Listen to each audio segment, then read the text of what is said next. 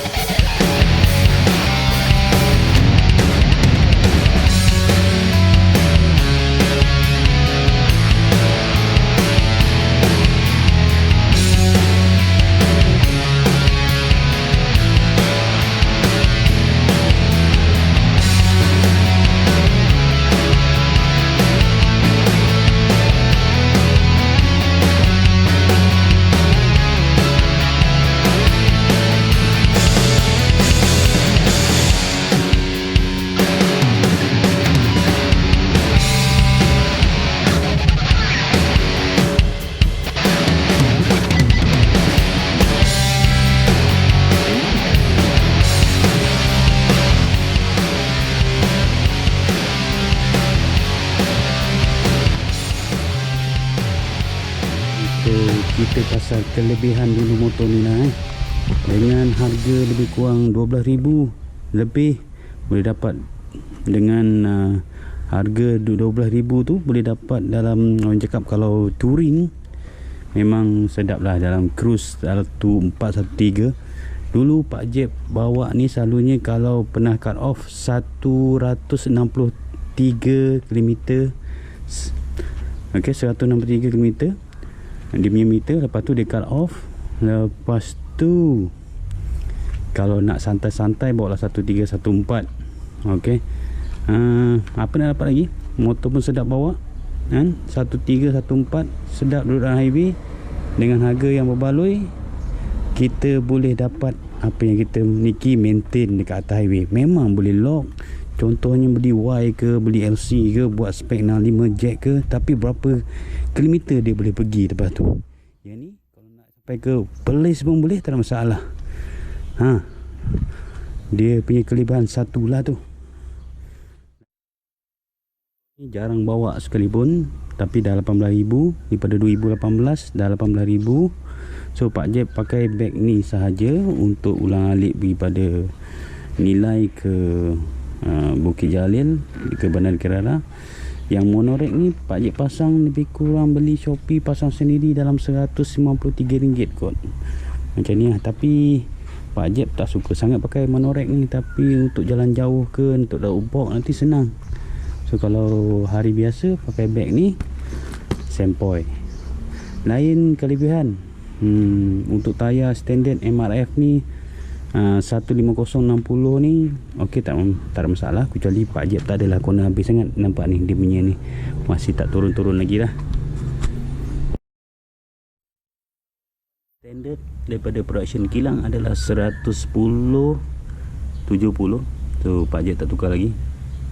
Okey, sepatutnya bulan tahun yang keempat ni nanti kena tukar lah ni. Okey,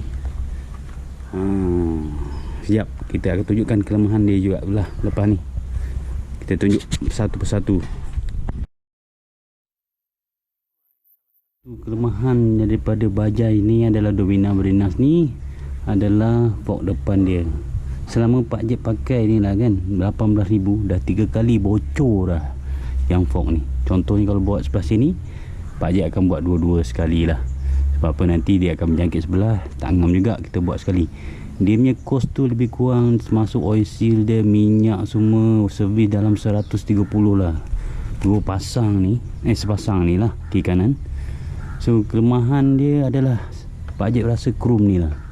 Krum ni Bajaj ni patut kena tengok. Morenas ni patut komplain kat Bajaj, buat kualiti yang baik sikit pasal krum. Pak Jeb ingat, kalau terjadi apa-apa lagi, Pak Jeb sarankan adalah kita hantar je batang fork ni, kita buat krum balik. Krum mungkin dalam 300 untuk hantar krum balik. Lepas tu pasang, insya-Allah tak ada masalah. Tapi kalau agak-agak nasib baik, memanglah tak ada leaking kan. Kalau yang pakai yang standard macam ni, hantar lepas tu buat lagi, hantar buat lagi tu, ingat hantar krum balik semua cun, mungkin takkan terjadi sangat lah.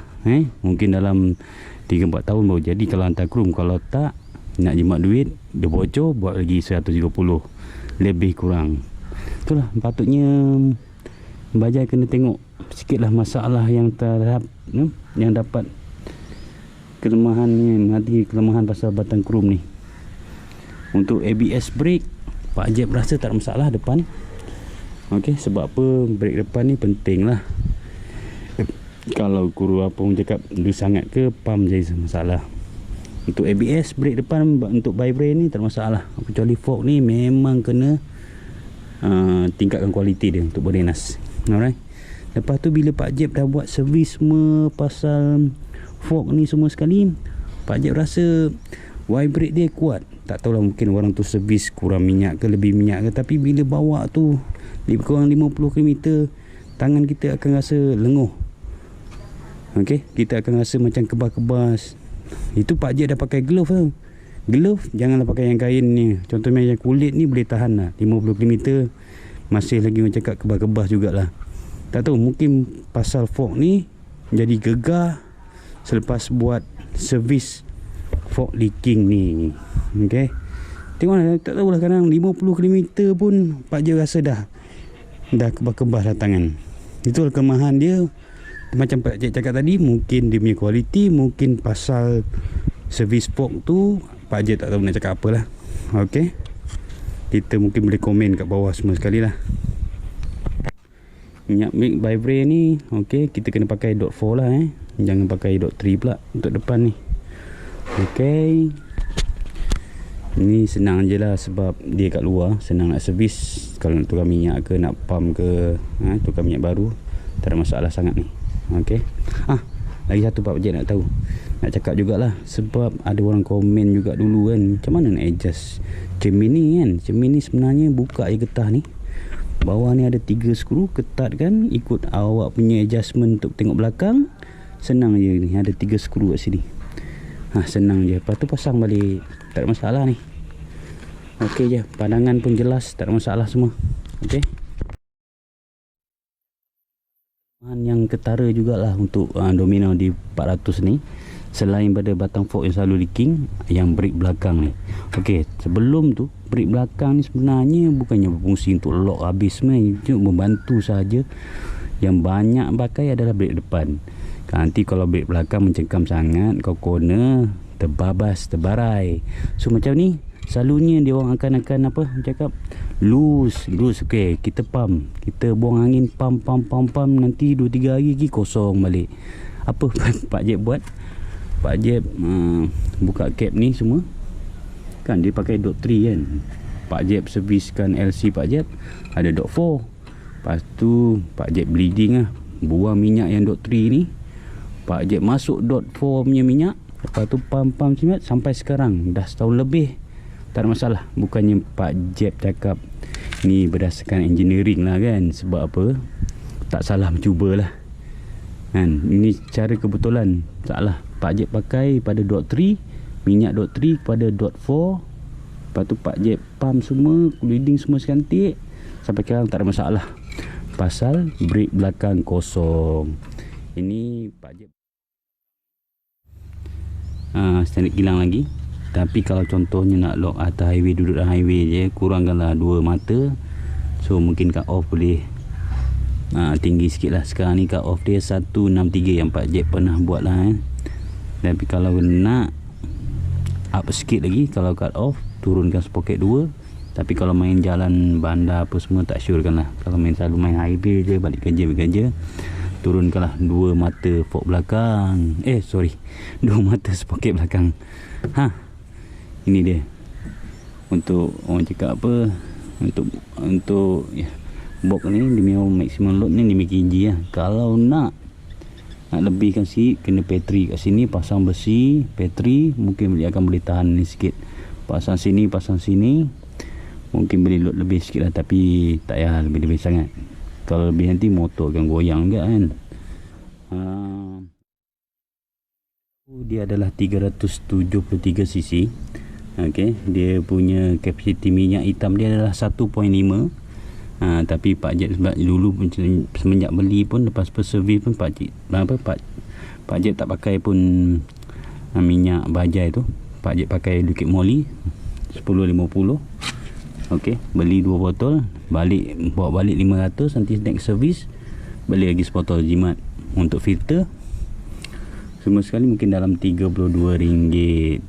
Okay, kalau cerita pasal minyak hitam ni, Pak Jeb rasa macam first dulu kalau pakai baja minyak tu, bila kita drop gear dia macam hidrolik tu, dia menarik-narik sikit lah kan, macam keras. Tapi bila pakai liquid moly yang mahal sikit lah kan, kita punya pertukaran minyak tu bila kita drop gear tu tak terasa macam menarik-narik sikit dia punya clutch tu kan. Tu Pak Jeb sure kan lah, pakailah minyak yang bagus. So boleh dapat dia punya perbezaan yang ketara bila kita pakai minyak yang kualiti sikit lah Alright. Untuk coolant ni Pak Jeb tukar dah 2 kali. So kalau dah beli motor tu baru je keluar, tukar je flush je coolant. Boleh tengok sebab apa. Coolant ni dia tak tahulah baja ni, kadang-kadang dia keruh semua. Agak Pak Jeb curkan dalam dah 10,000 km ke 15,000 km ke, tukar je flush. Kadang-kadang kotor ni, kadang ni pun minimum max ke dia ada kurang sikit, mungkin pedok punya hal lah. Okey, lain tak ada masalah pasal coolant ni. Rajin-rajinlah serviskan je. Alright, beli 120 ke 120 ringgit dekat Shopee je. Dia boleh load dalam 250 gram, 20 kilo lah, 250 kilo. So kena pakailah pedok ni. Senang kita nak bersihkan motor, nak basuh motor senang, nak letakkan minyak kat motor pun senang. So kalau kat sini, kalau kita nak letak minyak motor senang. Entah minyak rantai, minyak motor pula, minyak rantai kita buka kat sini je. Minyak rantai kat sini kita buka, kita spray kat sini. So, kalau spray kat sini kan merata dia pergi ke semua kan. So spray kat sini kena. Lepas tu, lepas dah spray, letak balik semua sekali. Senang. Okey. Hanya Pak Jeb tak puas hati adalah gegarannya. Gegaran motor ni, mungkin pasal single silinder tu memanglah, nak cakap KTM 690 pun pakai 1 silinder juga, boleh tahan gegar. Tapi Pak Jeb rasa datangnya daripada depan ni, gegar yang buatkan kita kebas tangan ni semua. Tapi kalau kelajuan 14 macam tu lah kan, maintain Pak Jeb, maintain 14, nanti kebas tangan tu. Okey, lain tak ada masalah. Kita jumpa sekejap lagi. Alah, apa-apa, ini adalah motor daripada 2018. Pak Jeb pakai kuting sikit, nampak cantik. Sebab apa, motor kan, kita kena jagalah. Jaga baru dia elok. Kalau tak jaga memang tak elok. Kira macam masih baru lah cat ni semua. So bagi Pak Jeb puas hati dengan 12,000 lebih, 13,000 lebih. Sekarang ada V2 lagi kan, yang lebih, dia orang cakap lebih horsepower dia mungkin dalam 3 ke 5, yang lagi laju daripada ni. Tapi bagi Pak Jeb ini dah puas hati. Dengan 400cc, dengan harga yang berbaloi, kita boleh menikmati tunggangan yang selesa. Kecuali brand je lah, orang-orang muda memang tak minat. Mungkin pertengahan umur mungkin berminat untuk mendapatkan motor ni. Apa nak lagi, dengan harga yang tu tambah sikit pada bicycle dah dapat 400cc. Kau maintain 1415 16 kat atas highway, tak ada masalah. Tapi janganlah lock terus. Bagi Pak Jeb bawa lebih kurang dalam 75 ke 80% daripada maksimum motor ini. Okey.